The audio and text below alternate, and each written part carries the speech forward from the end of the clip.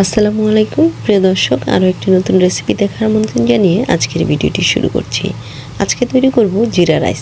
কিভাবে সহজেই আপনারা ঝরঝরে জিরা রাইস তৈরি করতে পারেন সেই রেসিপি আপনাদের সাথে স্টেপ বাই স্টেপ শেয়ার করার চেষ্টা করব ইনশাআল্লাহ।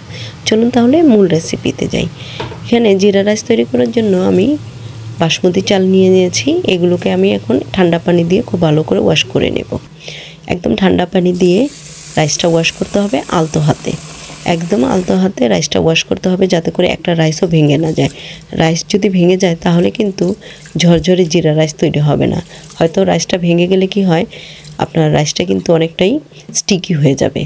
সেজন্য একদম আলতো হাতে রাইসগুলো ওয়াশ করার সময় খেয়াল রাখতে হবে যেন রাইসগুলো ভেঙে না যায়। খুব ভালোভাবে একদম সাদা পানি বের হওয়া পর্যন্ত আমি এগুলোকে ওয়াশ করে নিচ্ছি। আর যখন খুব ভালোভাবে ওয়াশ করা হয়ে যাবে তখন আমি রান্নার প্রসেসিংটা চালু করা পর্যন্ত এগুলোকে ঠান্ডা পানি দিয়ে চালটাকে আমি ভিজিয়ে রাখবো। বেশি সময় না, 5 থেকে 6 মিনিট ঠান্ডা পানি দিয়ে ভিজিয়ে রাখলেই হবে। এখন মূল রান্নায় চলে আসলাম। একটা প্যান বসিয়ে দিলাম আর দিয়ে দিচ্ছি ঘি। আজকে এই জিরা রাইসটি তৈরি করতে আমি দেশি ঘি ব্যবহার করছি। আপনারা চাইলে হাতের কাছে ঘি না থাকলে তেল দিয়েও এই রান্নাটা করতে পারবেন। তবে ঘি দিলে কি হয়, রাইসটা খেতে খুবই ভালো লাগে, খুবই নাইস একটা অ্যারোমা বের হয়, একদম অনেকটাই পোলাওয়ের মতো লাগে। আর যে কোনো জিনিস দিয়ে কিন্তু রাইসটা তখন আপনি খেতে পারবেন। দিয়ে দিচ্ছি 3টা তেজপাতা, আর দিয়ে দিচ্ছি 3টা দারচিনি, একটা কালো এলাচ, আর দিয়ে দেবো 4 থেকে 5টা শুকনো মরিচ।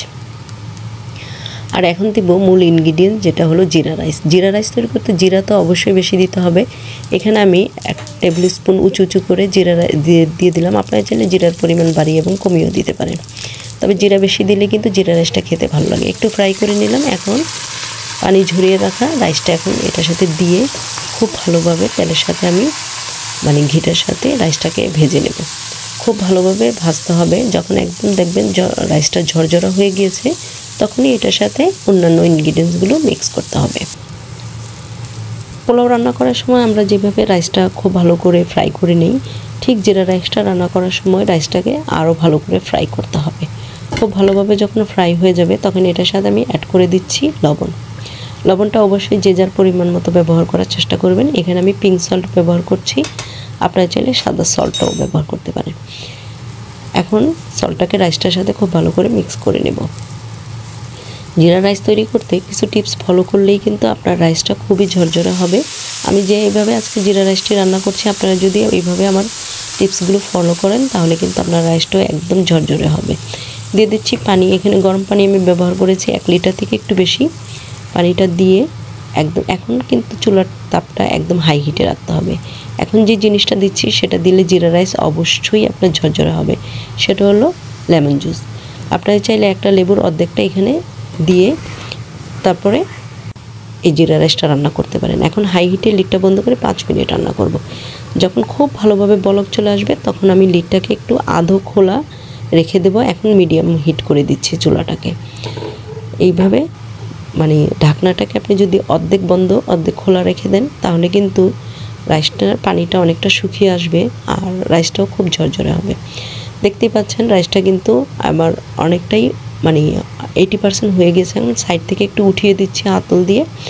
তারপরে একটা কাঁটা চামচের সাহায্যে এইভাবে আমি একটু মাঝখান থেকে বা সাইড থেকে এইভাবে একটু নেড়ে চেড়ে দিচ্ছি। এইভাবে কাঁটা চামচ দিয়ে যখন এইভাবে নেড়ে চেড়ে দেবেন রাইসগুলো কিন্তু ভেঙে যাবে না আর রাইসটা অনেকটাই ঝরঝরে হয়ে যাবে। দেখতে পাচ্ছেন নিচে আমি দেখছি কতটুকু পানি আছে, নিচেরটা অনেকটাই কিন্তু ময়েশ্চারাইজ আছে, নিচে পানি আছে।